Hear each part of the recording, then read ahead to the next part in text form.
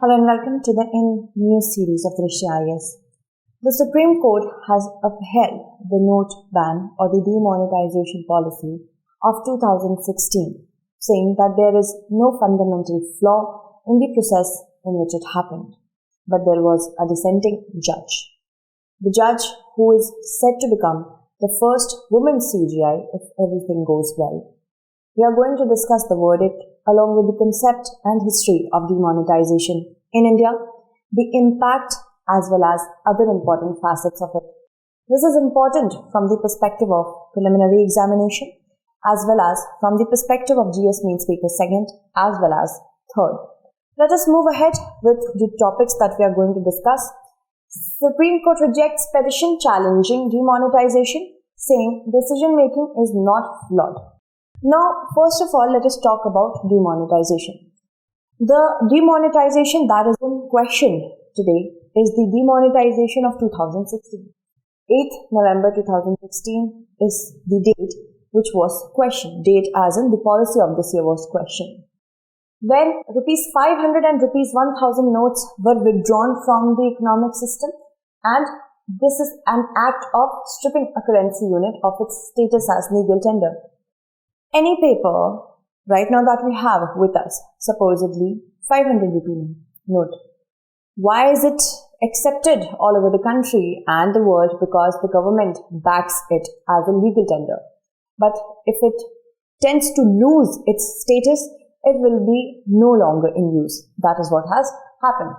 Now, whenever there is a change of national currency, demonetization occurs. The current form or forms of money is pulled out from the circulation and retired, often to be replaced with a new note or new notes or coins. That has been happening in India. It did not happen in India for the first time. But of course, the history says before the 2016 demonetization, it also happened in India twice. One before independence and the next one after independence.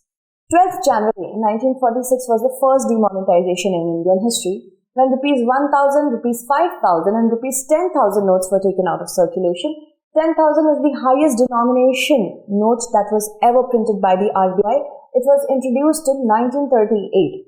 Now rupees 1000, rupees 5000 and rupees 10,000 notes were again reintroduced in 1954. However, on 16th January 1978, this was the second demonetization. It was phased out. This demonetization phased out notes with denomination of 1000, 5,000 and 10,000. Now, on 12th January 1946, the first one, demonetization wasn't successful because only a few or the small proportion or a very small proportion of the total notes there were in circulation, and this money that was in circulation was dominated by 5,000, 1,000 and 10,000 notes. So not a huge proportion was dominated by these denominated notes, and that is why it was not successful. However, the worth is given, you can look at it. Now on 16th January 1978, which was the second one, demonetization of high denomination notes was introduced. And the high demonetization notes as on that day amounted to rupees 146 crore. Total notes tendered to RBI amounted to rupees 125 crore as per the data available till August 1981. Moving ahead, if we discuss the objectives of demonetization, there are certain noble objectives of demonetization. First, to discourage the use of high denomination notes for illegal transaction, that is dirty money, black money. And this, of course, had the motive of taking out all the black money out of the economic system, because black money generally, if I am earning black money, I will not go and submit it in the bank. I might keep it in my house or some other nation's bank. But if I'm keeping it in my house, if I am not that influential that I can afford a bank in Swiss bank, an account in Swiss bank, so what will I do? I will keep it with myself. So when the government says that now these notes are useless, what will I do? I have lost that money, because that money, if I go with that money to the bank right now, that please accept it as a deposit and change it and give it back to me. The money, it will be a huge amount. As it is dirty money, the bank will start questioning me. Where did this all money come from? Supposedly, I am just a businessman and I am showing my assets, my money, my cash to be this amount. But if I am earning much more than that and I do not want to give tax to the government, I will hide that money off. So this was one of the motives to curb black money. To encourage digitization of commercial transactions so that people can know that it is better to keep the money in the bank. Formalize the economy so that tax revenue can be regularized. The government should know that how much a person is earning from the geography of India so that the government can earn revenue and hence it can be given back to the society in the form of assets and employment. Moving ahead now, if we have to talk about other important facet of demonetization of 2016, Operation Clean Money came into being. It was launched by the Income Tax Department for e-verification of large-scale deposits. These deposits, which took place from 9th November to 30th December 2016. And on 31st January 2017, it started enter into a second phase in May 2017. Now, this was to verify the cash transaction status. That means what exchange was taking place and savings of banned notes. And also, this was during the demonetization period only. And also, if there was a mismatch in the tax status, if I'm showing the government that I'm earning rupees 100, but my savings are 1000, or I'm keeping the 1000 extra in that month, so why haven't you deposited that? What is the source of it? Everything can be asked through the Operation Clean Money. Moving ahead, if we have to talk about the impacts, there are a lot positives and negatives of it. See, impacts on counterfeit currency, this was the most positive one, which were retired from the economy, and completely it was counterfeit currencies are actually the false note, the duplicate of it, not having any sort of legal tender, but because of the note banning, this went out of the system. There is an impact on GDP because GDP came down because of the circulation of currency is less. That was because of the crunch. Now I have 10,000 rupees with myself as cash, and that's good money, white money. Now what happens if the 10,000 I have right now, I might want to purchase, suppose a small fridge with that money, but now because of the cash crunch, I might not be able to contribute that amount in the GDP. And there is a reduction in consumption demand. Also because of that, liquidity came down. People had less money. So less money, but goods were stable or more. So there was also, also lower inflation. If we have high demand, low supply, high demand or same supply, there could be inflation. But now there is a cash crunch. There is not a lot of money in the hands of the people. So there will be not a lot of demand, and hence inflation will come down, which will also impact in the short term the investment for investing in such durables which the person could purchase from the 10,000 that he had. So this is also one of the impacts. So it of course had an impact on purchasing power. Investment in the real estate sector, vehicle and core sector of the cement and steel also came down, because 90% of the transaction back then, when India wasn't so digitalized, after it became digitalized after the COVID-19 crisis, India was not doing very well on the digital front. It was just a big beginning. So in order to enhance, that kind of capacity for India, this move was also very positive. But 90% of the transactions back then were being taken in cash only. There was impact on the real estate sector, and it came down with a very heavy hand on the real estate sector because it registered a 50% drop down in that short term. There was also an impact on the financial institutions. Positives were that it increased the liquidity of the banks for short term, because a lot of money was with the banks now. Even if some money was there which was out of the banking system, now it came back to the banks, because you had to go to the banks and deposit them, and then you could get the next the newer ones in exchange of the older ones. Okay, and this liquidity was used by a bank for a short period of time for lending purposes as well. Now, there was an impact on e-commerce, because back then, as I told you, a lot of purchase was being done in cash. So people did not buy a lot of things from the e-commerce company. Now we are much more digitalized in the section, and that is why e-commerce is doing great. Okay. There was also an impact on tourism, because again I said most of the transactions were being done in cash. So what happened? That tourism and hospitality sector bore the brunt of it. And of course, people did not have much money to book hotels or go there and pay the hotels when they reach there. So all this also changed. There was of course a very positive impact for online transaction and other modes of payment. Alright. Moving ahead now, let's talk about the challenges which were heard by the Supreme Court. There was a batch of 58 petitions having different kind of issues with the process by which note ban took place. If it had not become merely an academic debate given a passage of time, this was one of the things that the Supreme Court saw. That if it is just a matter of debate and not something that the Supreme Court could do anything. But what happens that P. Chidambaram led these petitions and he said that there is a problem with the procedure prescribed in the section 26(2) of the RBI Act 1934. The procedure was not followed by the government and the RBI.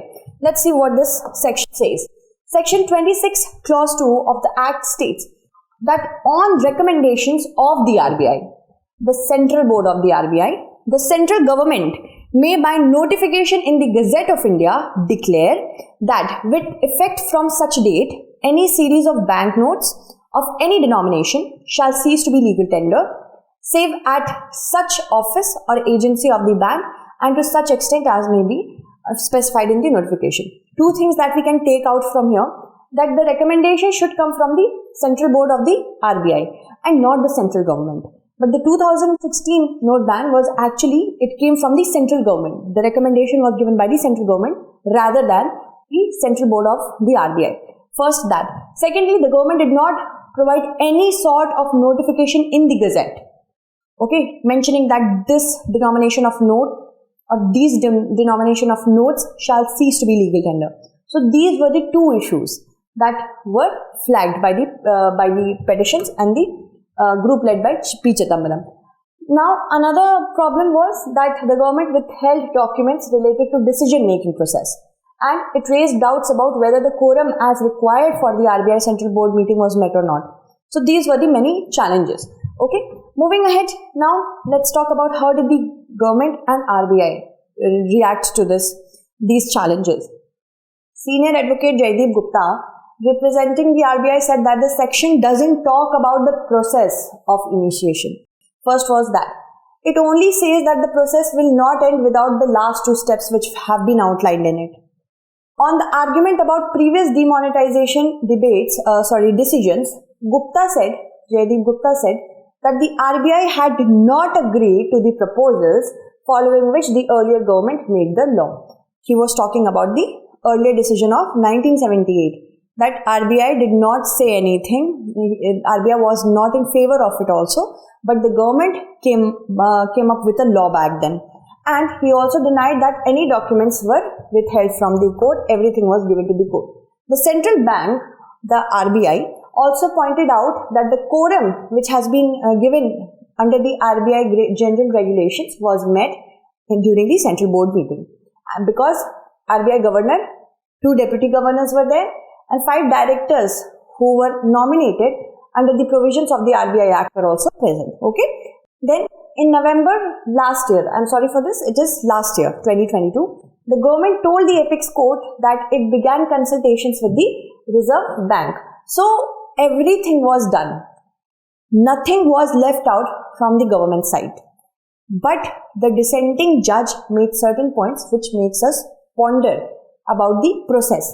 Let us talk about that as well. So, the judgment was pronounced by a 5-judge bench.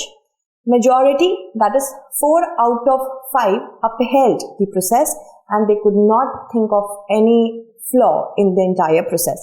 The bench comprised of Justice B.R. Gavai, Justice S. Abdul Nazir, Justice A.S. Bopanna, Justice Rama Subramanian and Justice B.V. Nagaratna. Now, the sole woman on the bench was Justice B.V. Nagaratna, who is said to become the first woman Chief Justice of India in the years to come. So, a majority of 4 judges said that there was no flaw in the process, but Justice B.V. Nagaratna said that there was a flaw. She disagreed with the majority, saying that the government's notification, which has been issued under Section 26 Clause 2 of the RBI Act, was unlawful. Let us look at both the facets. That was the dissenting judge's verdict, but the majority said that the statutory procedure, Section 26 Clause 2, was not violated merely because the central government recommended that demonetization should take place rather than the central board. Okay, it just advised the central board, and the government was empowered under the provision to demonetize all series of banknotes. This is what the majority says. But Justice Nagaratna said that the government could have issued notification under section 26 clause 2 only if the Central Board of the RBI had initiated the proposal to demonetize a specified series of banknotes by the way of recommendation. Her point is very clear over here. As it is said under the section 26 clause 2, it should have been the Central Board recommending such procedure. But it was the government, the central government, and that is why on that basis she says that according to this section, because there should have been the primacy of Central Board of RBI but not the government, that makes the procedure unlawful. The opinion of the board should be independent and frank. If the government is giving the information or the recommendation, there will be biasness in the decision of the central board. If the board's opinion was in negative, supposedly the central government said that let's demonetize these notes, then the central bank says, board of the bank says no, we do not need to. Then the government could have brought up a law, but the government did not also bring up any law. Parliament, she says, is a nation in miniature. So Parliament should have been consulted beforehand. That means she says that the justice says, the judge says that everything should have been proper in nature when it comes to recommendation. And secondly, if there could have been any sort of negativity from the Central Board of the RBI, then the government could have brought a law with the help of the Parliament. That means it wouldn't have been confidential if that happened, right? Now, she also says that there was no meaningful application of mind by the Central Board to the government's initiative for withdrawing 500 and 1000 rupee notes. What was the reason for it? There was no mindful application. The Central Board had hardly 24 hours to consider the proposal of the centre to demonetize the note. She says that. But there is also a reverse side to it. Hear both the judgments and then make out your own opinion. Okay? Justice 𝐏𝐫𝐤𝐬, representing the majority, however, says the RBI and the centre had been in consultation. It wasn't like government woke up all of a sudden and says, I'm going to demonetize these kind of notes and you just say yes to it. It wasn't like that. The RBI and the centre had been in consultation with each other for 6 months prior to November 8th decision. The record also revealed that all the relevant information was shared between the Central Board and the central government. Okay. The justice rubbished the petitioner's argument that a hasty decision was taken when it came to this policy of demonetization. Also adding that if the news would have leaked out through the Parliament, there would be a lot of noisiness in the country, and the people who have that kind of dirty money might have resorted to some steps that could save that money, right? So all this was said by the majority. Now there was a reasonable nexus according to them between the measure of demonetization and the objective, because the government, why did the government say that let's demonetize these notes? Because the central government has all the inputs with respect to dirty money, black money, fake currency, terror financing and drug trafficking. On the basis of that only, the government took this recommending decision. Moving ahead, demonetization, although they upheld that it violated the citizens' right to property by taking away their money without any substance, and demonetization of 1978 the government gave a total of just 5 days to exchange their old notes for new. When it comes to the 2016 decision, it was 52 days that were allotted to the citizens to exchange their notes. Now, referring to the individual application to direct the RBI to extend the time to exchange old notes, there was also a petition that said that RBI could have extended the time to exchange the old notes, but the Supreme Court says that the RBI doesn't have any independent power under the Specified Banknotes Act of 2017 to accept the demonetized notes. Okay. So this was all for today's episode. Let me take the names of those students who have answered the last question correctly. Option D was the correct answer. Bhargavi, Ruxana, Pramit, Anshika, Anita, Prashant, Prince Kumar, Saundarya, Pallavi Jahangir, Kiran Kumar, Abhi, Anuj, Soumya, Varun, also Tushita. Apart from Tushita, we have Ovia, Raghavendra, Devendra, Rupal, MLN, Puneet Sharma, Sagarika, Satakshi, Shivaji and Sete Jasetlam have answered it correctly. So I will also attach another question in today's comment segment. You can answer that as well. Thank you so much for watching. Stay updated, stay informed.